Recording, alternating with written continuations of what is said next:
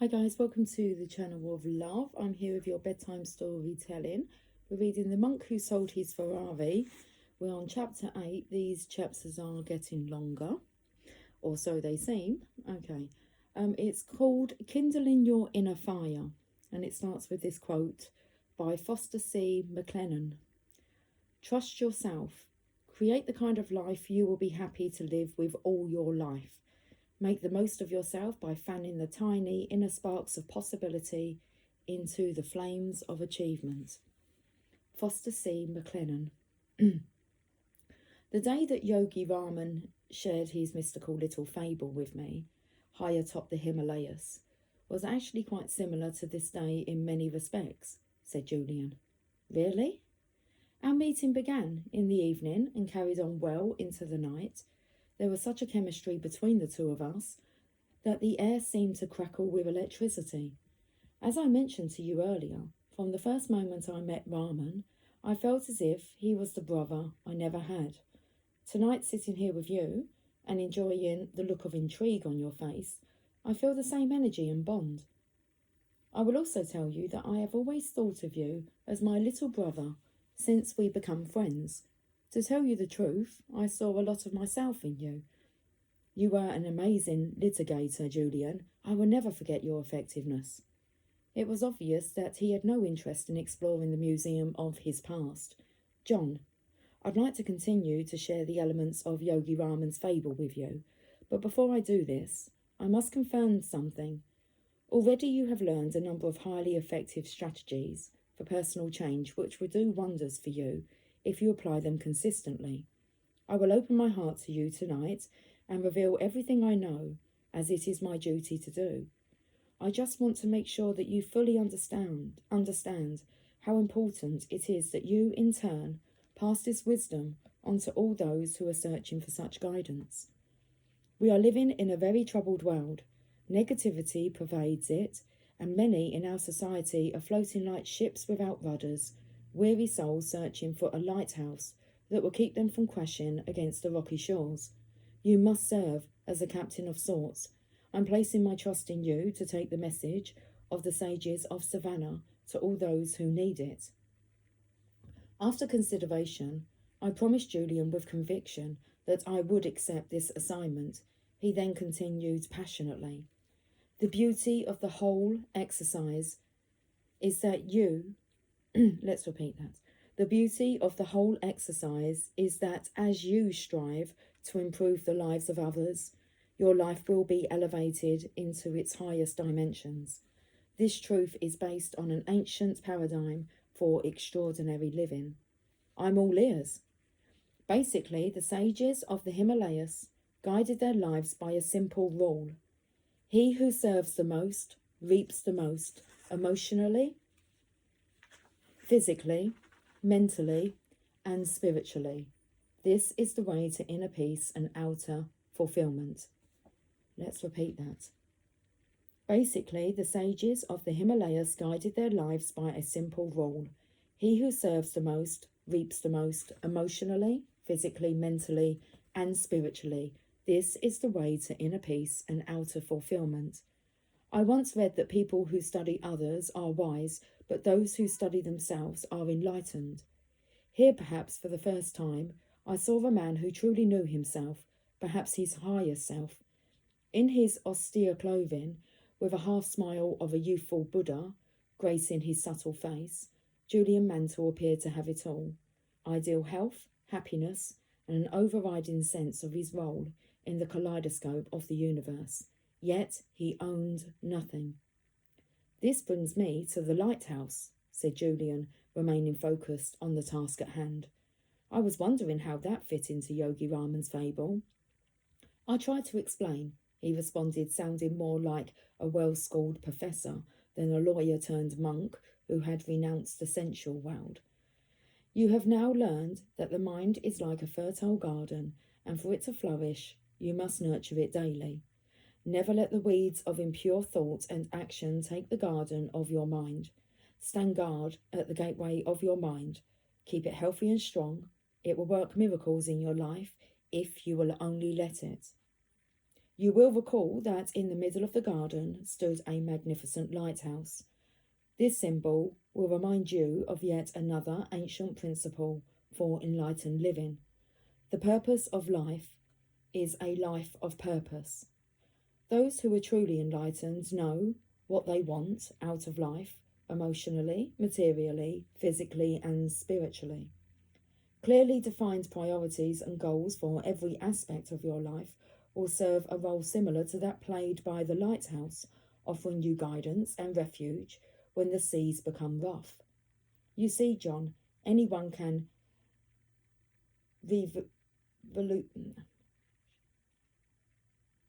revolutionize their lives once they, here we go again, revolutionize the direction in which they are moving.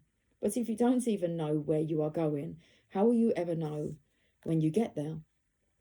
Julian transported me back to the time when Yogi Raman examined this principle with him.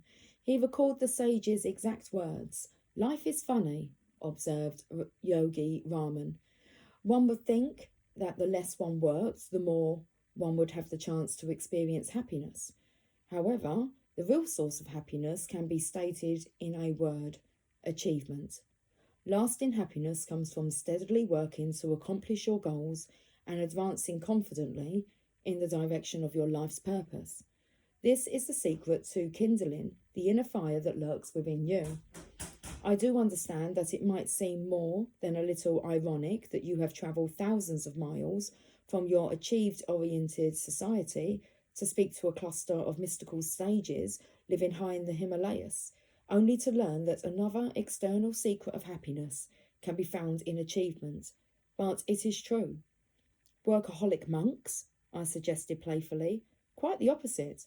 While the sages were tremendously productive people, their productivity was not of the frenetic type. Instead, it was of the peaceful, focused, Zen-like kind." "How so?" "Everything they did had a purpose. Though they were removed from the modern world and lived a highly spiritual existence, they were also highly effective. Some spent their days polishing off philosophical treatises.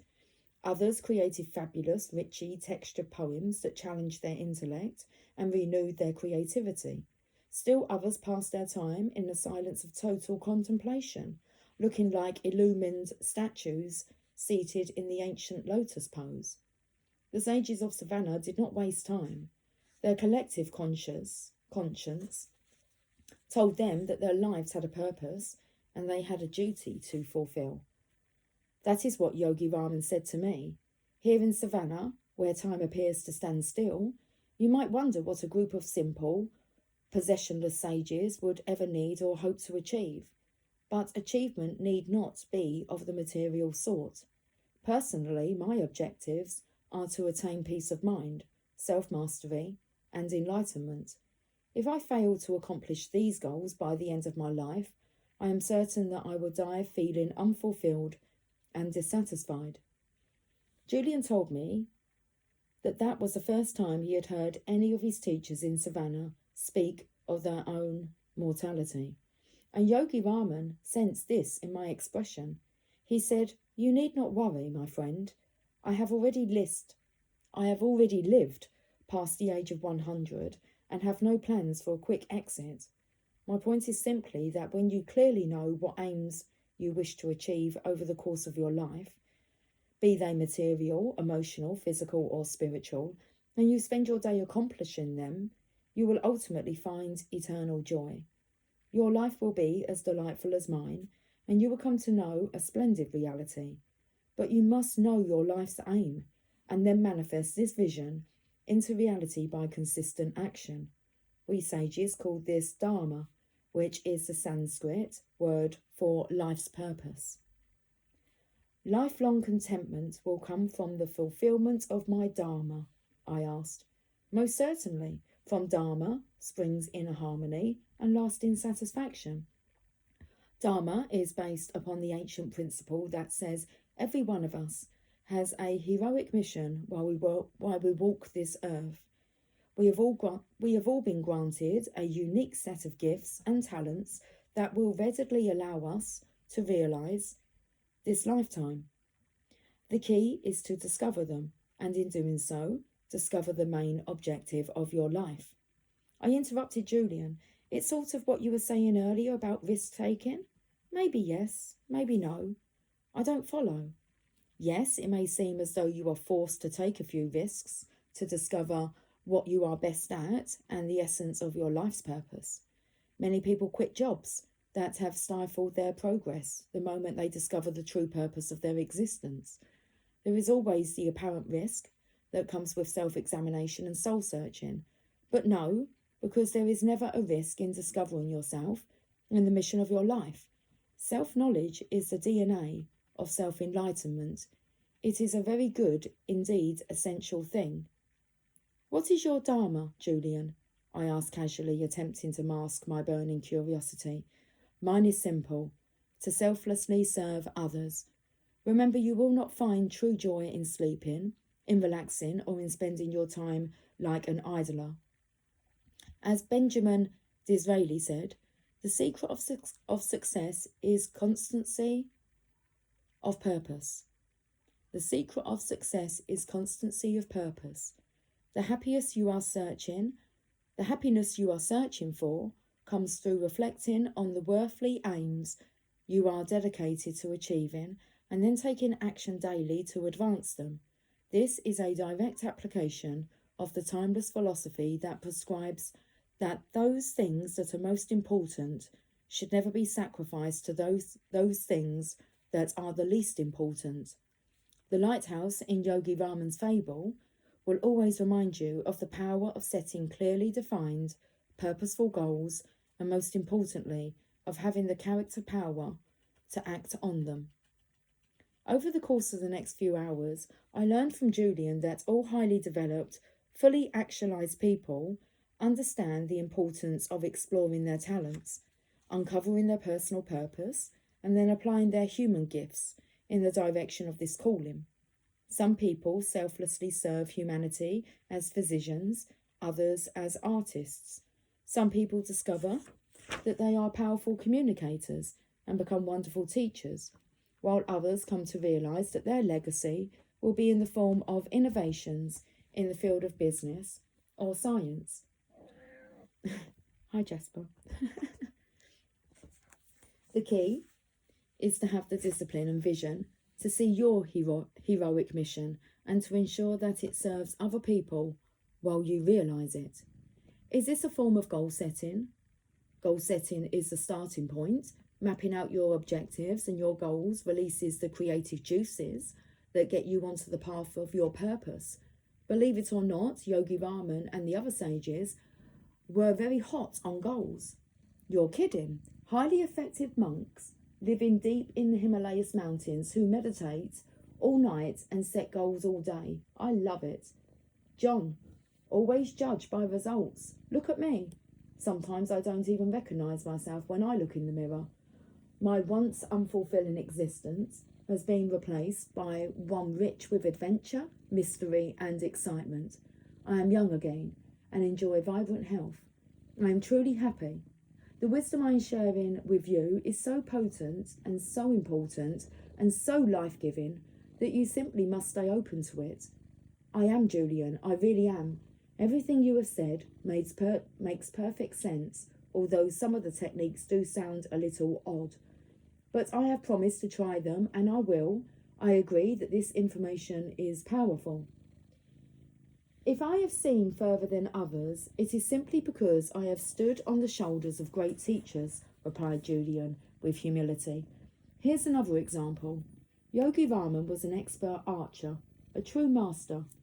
To illustrate his philosophy on the importance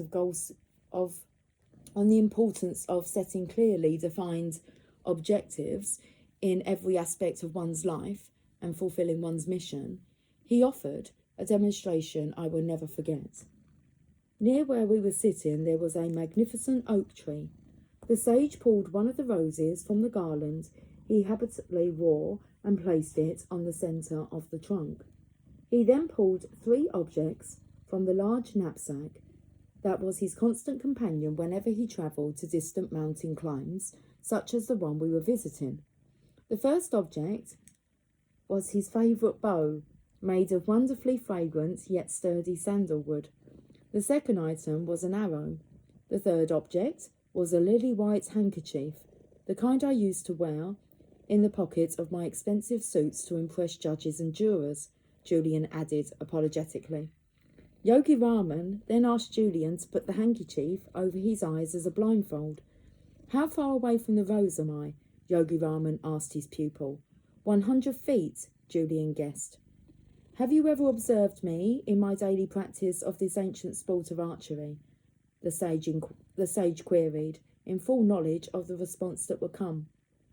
I have seen you strike the bull's eye from a mark almost 300 feet away, and I cannot recall a time that you have ever missed at your current distance, Julian noted dutifully.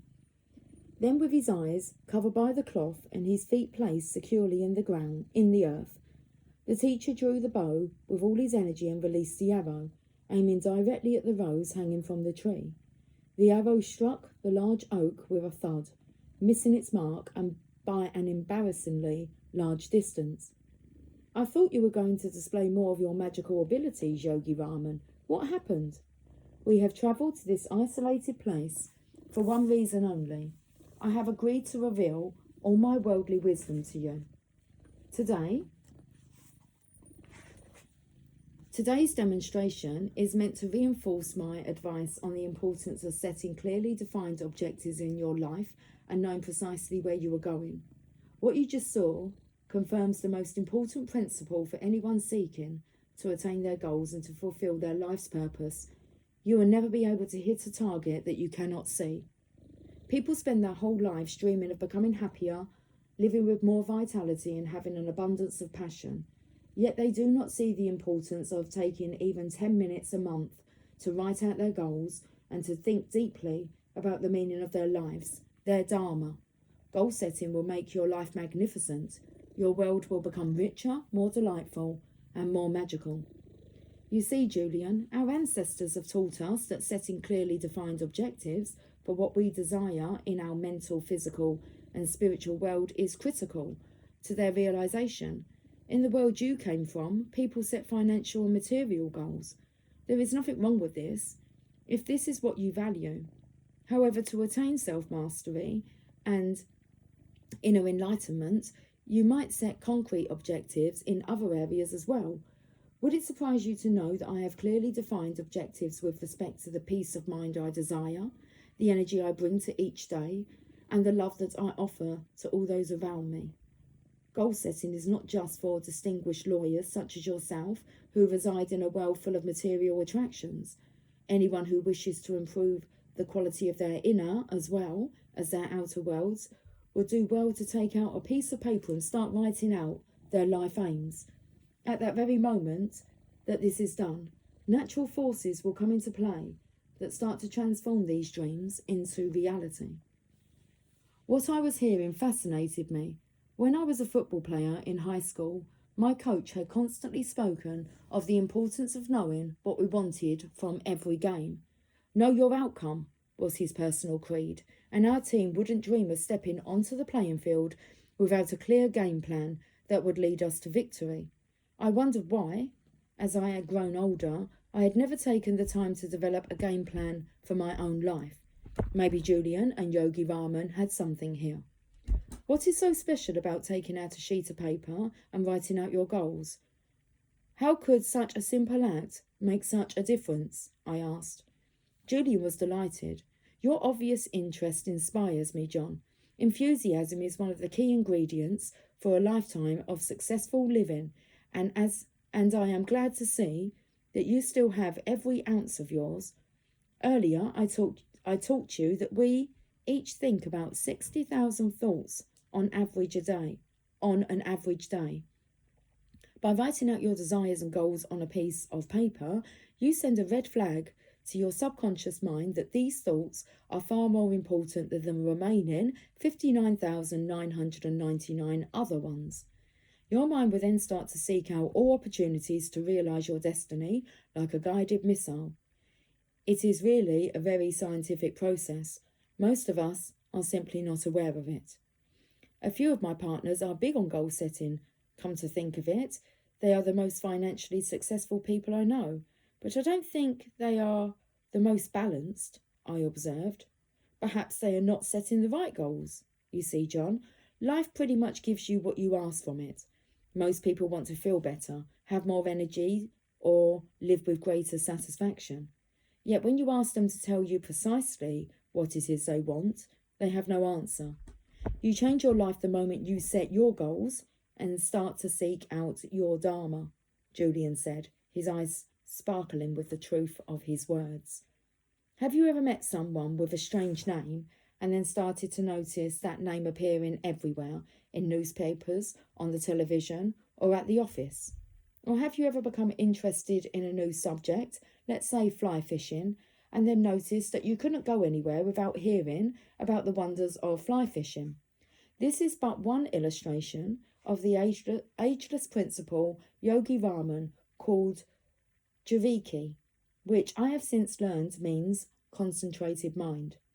Concentrate every ounce of your mental energy on self-discovery. Learn what you excel at and what makes you happy. Maybe you are practicing law, but are really meant to be a school teacher, given your patience and love of teaching. Perhaps you are a frustrated painter or sculptor. Whatever it is, find your passion and then follow it. Now that I really think about it, it would be sad to reach the end of my life without realising that I had some special genius that would have unlocked my potential and helped others, even in a small way. That's right. So from this moment onwards, be acutely aware of your aim in life. Awaken your mind to the abundance and possibility around you. Start to live with more zest. The human mind is the world's largest filtering device. When used properly, it filters out what you perceive as unimportant and gives you only the information you are looking for at that time. At this very moment, as we sit here in your living room, there are hundreds, if not thousands, of things going on that we are not paying any attention to. There is the sound of the lovers giggling as they stroll along the boardwalk, the goldfish in the tank behind you, the cool air being blown from the air conditioner, and even the beat of my own heart. The moment I decide to concentrate on my heartbeat, I start to notice its rhythm and its qualities. Similarly, when you decide to start concentrating your mind on your life's main aims, your mind starts to filter out the unimportant and focus only on the important. To tell you the truth, I think it's about time I discovered my purpose, I said. Don't get me wrong, there is a lot of great things in my life, but it isn't as rewarding as I think it could be. If I left this world today, I really can't say for sure that I've made that big a difference. How does that make you feel? Depressed, I offered with total honesty. I know I have talent. Actually, I was one heck of a good artist when I was younger. That was until the legal profession beckoned with the promise of a more stable life. Do you ever wish you had made painting your profession? I really haven't given it much thought, but I will say one thing, when I painted, I was in heaven. It really fired you up, didn't it? Absolutely. I lost track of time when I was in the studio painting. I would get lost in the canvas. It was a real release for me. It was almost as if I had transcended time and moved into another dimension. John, this is the power of concentrating your mind on a pursuit that you love. Goethe said that we are shaped and fashioned by what we love. Maybe your Dharma is to brighten the world with lovely scenes. At least start spending a little time painting every day. How about applying this philosophy to things less esoteric than changing my life? I asked with a grin. This should be good, Julian replied. Like what? Let's say one of my aims, although a minor one, was to drop the spare tyre I was carrying around my waist. Where would I start? Don't be embarrassed. You master the art of goal setting by starting off small. The journey of 1,000 miles begins with a single step, I asked intuitively. Precisely. The getting good at accomplishing little feats prepares you for realising the big ones. So to answer your question squarely, there is nothing wrong with mapping out a full range of smaller goals in the process of planning your bigger ones. Julian told me that the sages of Savannah had created a 5-step method to reach their objectives and fulfill the purposes of their lives. It was simple, practical, and it worked. The first step was to form a clear mental image of the outcome. If this was to lose weight, Julian told me that every morning just after I woke up, I was to envision myself as a lean, fit person, full of vitality and boundless energy. The clearer this mental picture, the more effective the process would be. He said that the mind was the ultimate treasure house of power, and this simple act of picturing my goal would open the gateway to the actualization of this desire. Step 2 was to get some positive pressure on myself. The main reason people do not follow through on any resolutions they make is that it is too easy to slip back into their old ways. Pressure is not always a bad thing. Pressure can inspire you to achieve great ends. People generally achieve magnificent things when their backs are up against the wall and they are forced to tap into the wellspring of human potential that lies within them. How can I create this positive pressure on myself? I asked, now thinking about the possibilities of applying this method to everything from getting up earlier to being a more patient and loving father. There are a whole host of ways to do this. One of the best is public pledge. Tell everyone you know that you will lose the excess weight or write that novel or whatever your goal might be. Once you make your goal known to the world, there will instantly be pressure on you to work towards its fulfillment, since no one likes to look like a failure. In Savannah, my teachers use more dramatic means to create this positive pressure I speak of. They would declare to one another that if they did not follow through on their commitments, such as fasting for a week or getting up daily at 4 a.m. to meditate, they would go down to the icy waterfall and stand under it until their arms and legs went numb. This is an extreme illustration of the power that pressure can exert on the building of good habits and the attainment of goals. Extreme might be an understatement, Julian. What a bizarre ritual. Extremely effective, though. The point is simply that when you train your mind to associate pleasure with good habits and punishment with bad ones, your weaknesses will quickly fall by the wayside.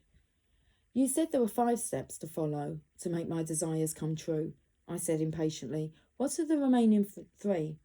Yes, John. Step 1 is to have a clear vision of your outcome. Step 2 is to create positive pressure to keep you inspired. The 3rd step is a simple one. Never set a goal without attaching a timeline to it. To breathe life into a goal, you must attach a precise deadline to it. It's just like when you are preparing cases for court. You always focus your attention on the ones the judge has scheduled to be heard tomorrow, rather than on the ones without any court date. Oh, and by the way, explained Julian, remember that a goal that is not committed to paper is no goal at all. Go out and buy a journal. A cheap coil notepad will do. Call this your dream book and fill it with all your desires, objectives and dreams. Get to know yourself and what you are all about. Don't I already know myself? Most people don't. They have never taken the time to know their strengths, their weaknesses, their hopes, their dreams. The Chinese define image in these terms. There are three mirrors that form a person's reflection. The first is how you see yourself. The second is how you see others. Okay, I'll just repeat this because I've read it incorrectly. The Chinese define image in these terms. There are 3 mirrors that form a person's reflection. The first is how you see yourself. The second is how others see you. And the third mirror reflects the truth. Know yourself, John. Know the truth. Divide your dream book into separate sections for goals relating to the different areas of your life. For example, you might have sections for your physical fitness goals, your financial goals, your personal empowerment goals, your relationship and social goals, and perhaps most importantly, your spiritual goals. Hey, that sounds like fun. I've never thought about doing something as creative as that for myself. I really should start challenging myself more. I agree. Another particularly effective technique I learned is to fill your dream book with pictures of the things you desire and images of people who have cultivated the abilities, talents, and qualities that you hope to emulate. Getting back to you in your spare tyre, if you want to lose weight and be in outstanding physical shape, paste a picture of a marathon runner or in your an elite athlete in your dream book. If you want to be the world's finest husband, why not clip out a picture of someone who represents this, perhaps your father, and put it into your journal in the relationship section?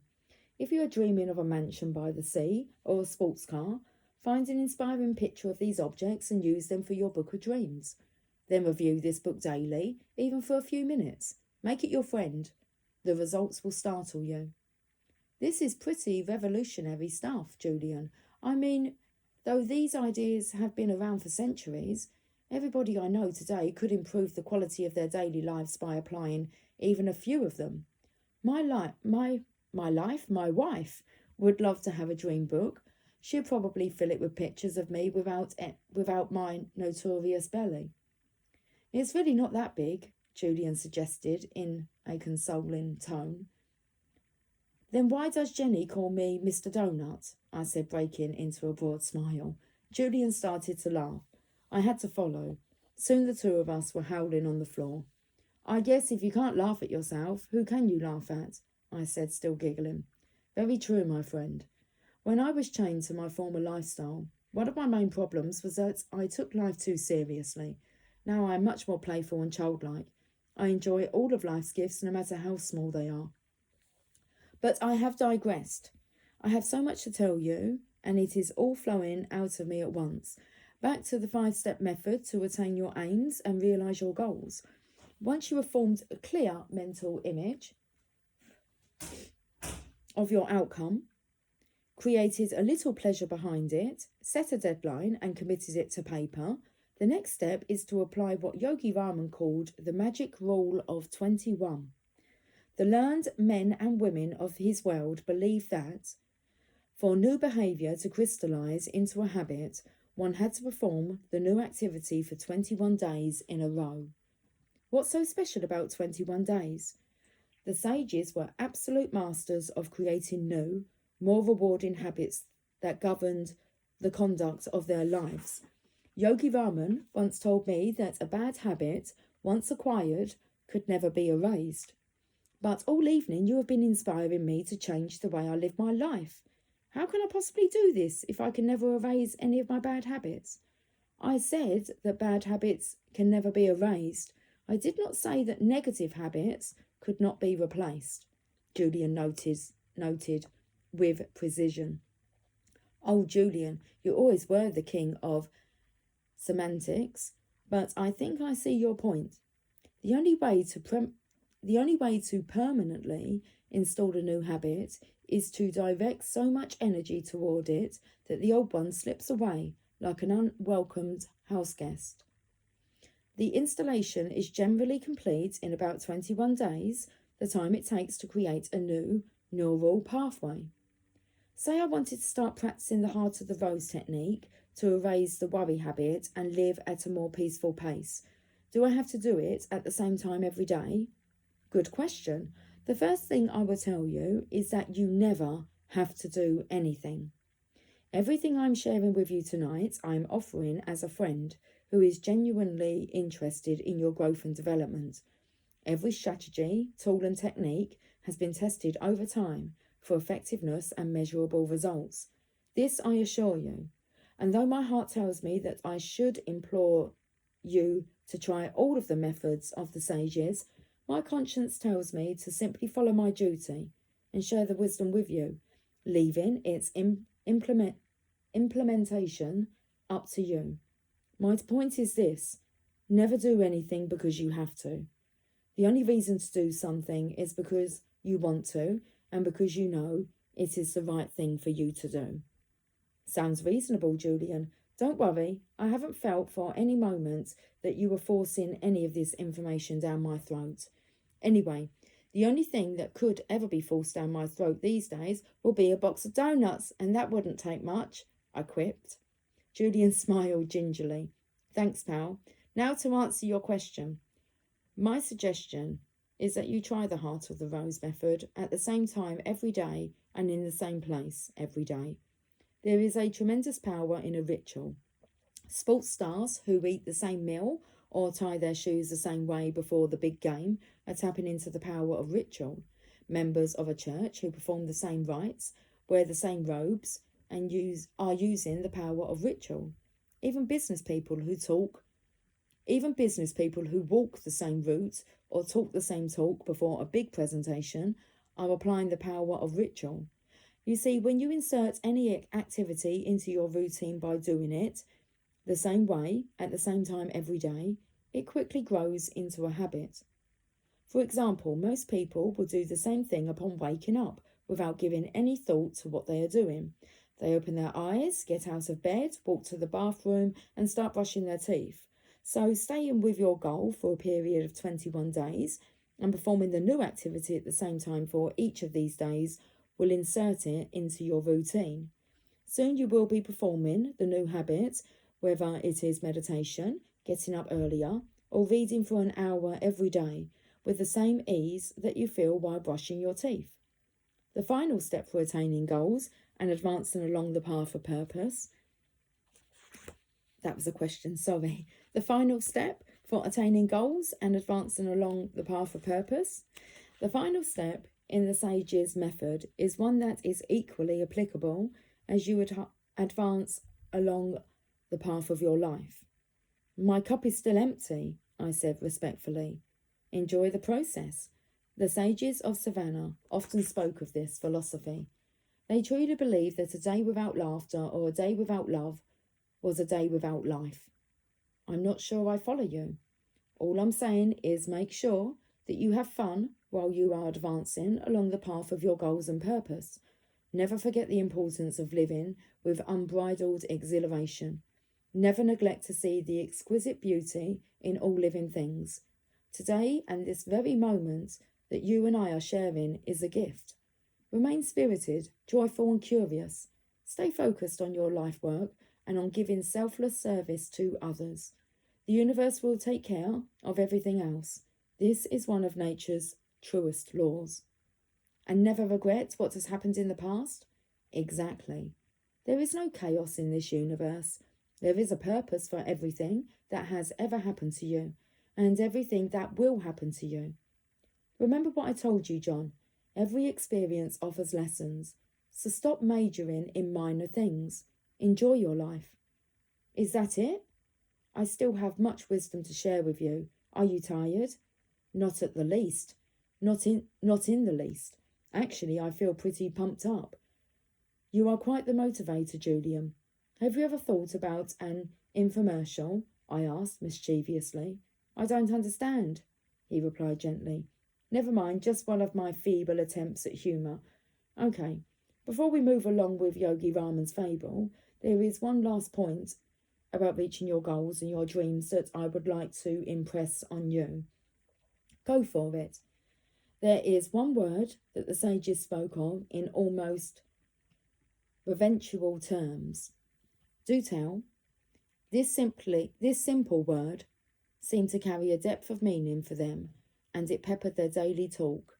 The word I am speaking of is passion. It is a word you must constantly keep at the forefront of your mind as you follow your mission and attain your goals. A burning sense of passion is the most potent fuel for your dreams. Here in our society, we have lost our passion. We do not do things because we love to do them. We do things because we feel we have to do them. This is a formula for misery. And I'm not speaking of romantic passion, although this is another ingredient for a successful, inspired existence. What I'm talking about is a passion for life. Reclaim the joy of waking up every morning full of energy and exhilaration. Breathe the fire of passion into all that you do. You will quickly reap great material as well as spiritual rewards. You make it sound so easy. It is. From tonight onwards, take complete control of your life. Decide once and for all to be the master of your fate. Run your own race, discover your calling, and you will start to experience the ecstasy of an inspired life. Finally, always remember that what lies behind you and what lies in front of you is nothing when compared to what lies within you. Thanks, Julian. I really needed to hear this. I never realised all that was lacking in my life until tonight. I have been wandering aimlessly through it, lacking a real purpose. Things are going to change, I promise you. I am grateful for this. You're welcome, my friend. I'm simply fulfilling my purpose.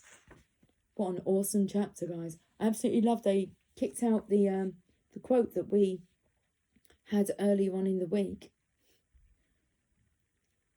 So finally, always remember what lies behind you and what lies in front of you is nothing when compared to what lies within you.